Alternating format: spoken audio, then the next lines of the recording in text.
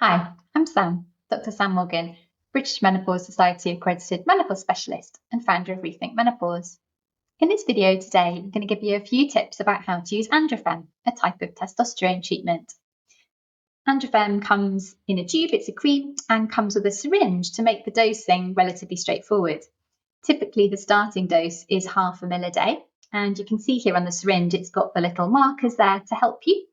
And you just pop the syringe in, make a really good seal with the tube, and then draw back to get your 0.5 ml. That's worked beautifully today. Sometimes you'll get an air bubble, and so you'll need to just withdraw and then push back and fiddle a little bit to get the correct amount. And then you just apply the cream then to the lower tummy, the outer thigh, or the inner forearm.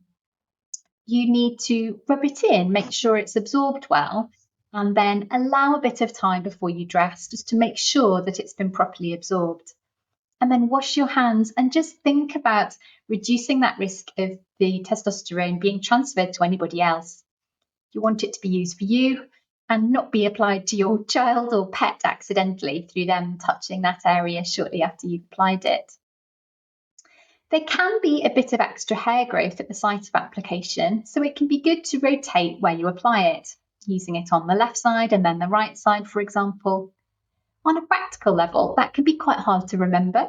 And so a tip I often give is just to write on the label, perhaps Monday, Wednesday, Friday, Sunday, write that on the left, just to give you that reminder that on those days you use the left side and on the other days the right side. Can also be good to write down the date you first start using the tube.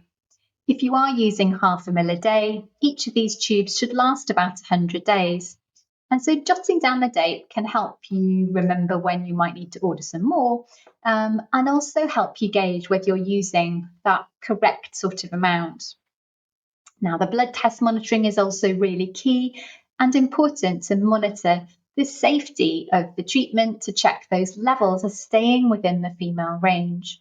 So that's another useful way to be able to monitor the dose with your clinician. So I hope that's been helpful. I'll see you again soon. Bye-bye for now.